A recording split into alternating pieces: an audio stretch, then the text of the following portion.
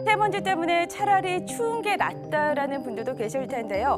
그동안 먼지를 밀어냈던 한기가 다소 약해져서요. 오늘 밤새 중국발 스모그가 또다시 밀려오겠습니다.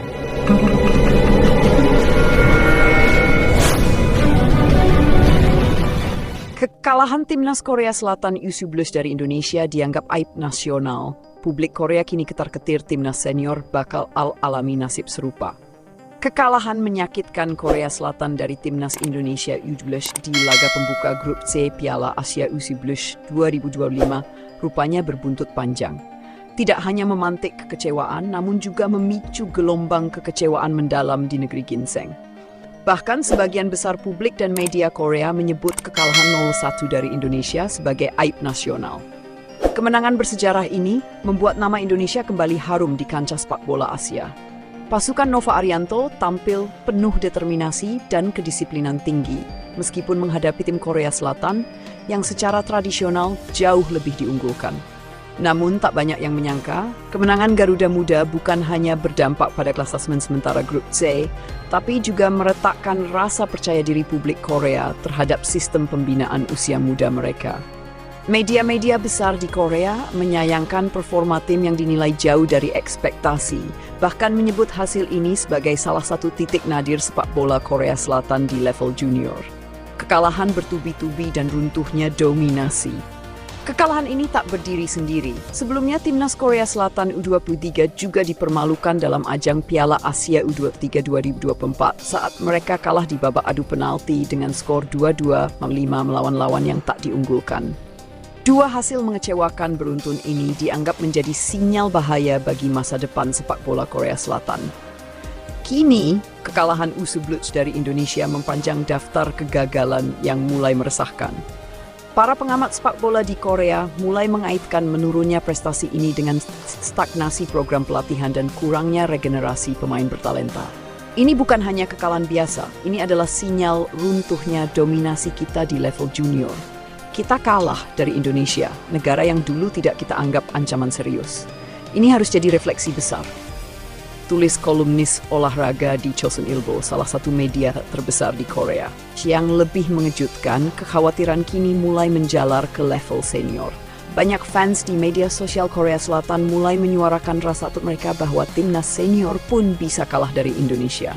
Mengingat pesatnya perkembangan sepak bola Indonesia, terutama dengan strategi naturalisasi pemain keturunan Eropa yang diterapkan oleh PSI di bawah kepemimpinan Erick Thohir.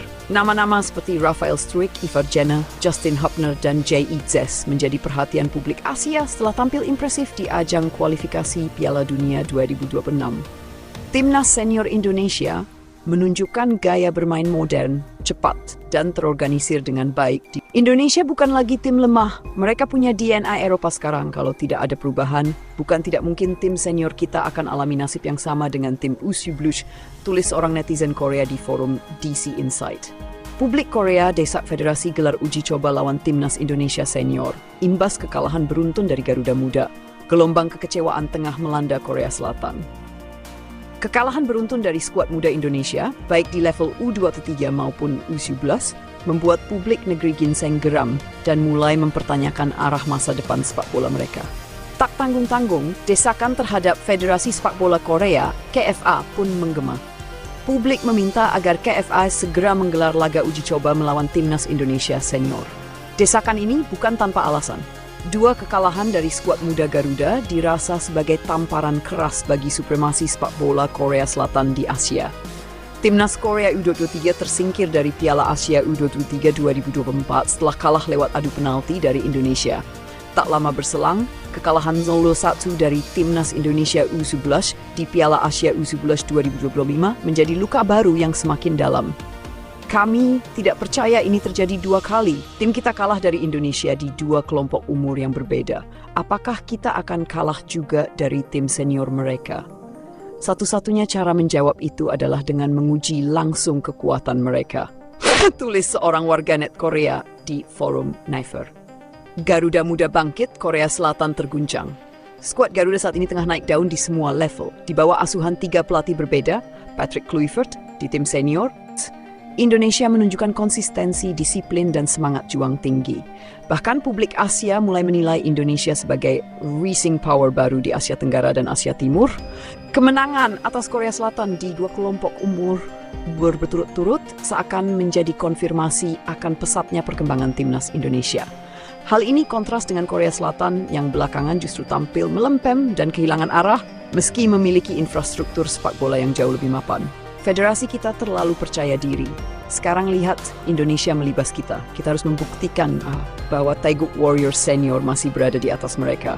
Jangan tunggu sampai mereka mengalahkan kita di level senior juga. Tulis pengguna lain di forum Daum Cafe. Kekuatan baru Indonesia yang diwaspadai, kemenangan Indonesia tidak datang dari keberuntungan semata. Publik Korea mulai menyadari bahwa keberhasilan skuad Garuda juga ditopang oleh hadirnya pemain-pemain keturunan Eropa yang meningkatkan kualitas teknis dan fisik tim.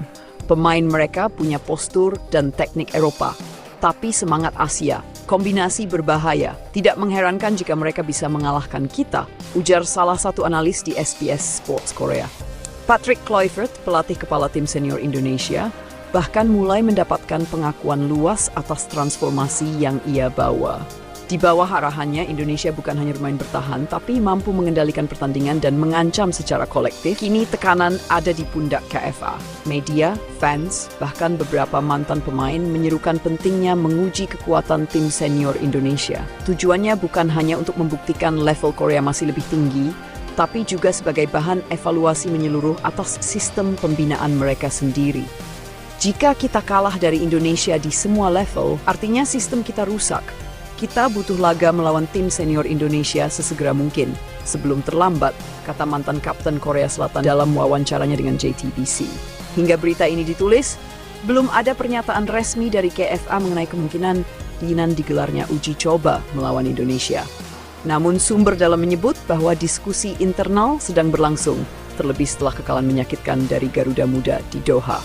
Korea Selatan vs Indonesia, rivalitas baru di Asia Timur.